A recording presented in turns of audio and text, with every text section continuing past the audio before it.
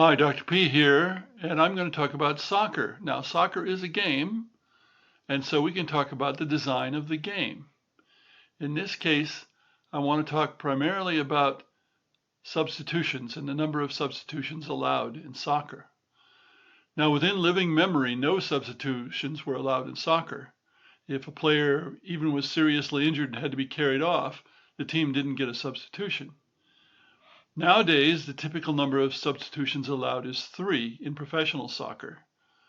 Although in college soccer, you can make unlimited substitutions as long as a player is only in the game once per half. So there's quite different games, and they play quite differently simply because of that substitution rule. Now, because of the pandemic, temporarily, much of international soccer and club soccer allowed 5 substitutions instead of 3. And when they restarted their seasons rather late in 2020, they mostly still allowed the 5 substitutions. The exception was in the English Premier League, where they're back to 3 substitutions. Now, what difference does this make in play? First of all, and primarily, it enables the bigger teams who have much deeper benches to have more success because they can substitute more people in. And so the smaller, less well-off teams tend to be against 5 substitutions, while the bigger teams are in favor of 5 substitutions. Furthermore, the bigger teams tend to have games in European soccer, Champions League, Europa League, and so forth. And they last longer in the domestic cup competition, so they play quite a few more games, and they want more substitutions, especially when everything has been compressed. And so, in general, teams are playing a lot more games than in a week than normal because they started so late. Now, what's the other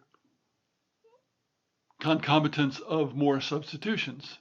What it does is allow the game to be more about skill and less an athletic endurance contest. That's where soccer comes from, is an athletic endurance contest. Why there were no substitutions allowed originally. But that's not what people, I don't think, what modern sports fans want to see nowadays. They want to see players who aren't so tired that they make mistakes or that they make a lot of mistakes. They want to see players who can express their skill because they're not too tired. They want to see athletic players, certainly, but they also want to see technical players. And when you're tired, you lose some of that edge. So more substitutions makes the game more interesting. I think 5 substitutions is not enough. You need more. But once again, because there's no salary caps or anything like that in international soccer, the smaller teams are against it. Now, compare that with college soccer, where every college has the same number of scholarships available, and consequently, you don't have that financial difference, even if some colleges have a lot more money than others. So you get the not free substitution, but much more common substitution, and you have players in the game who are not so tired, and it makes the game better, I think.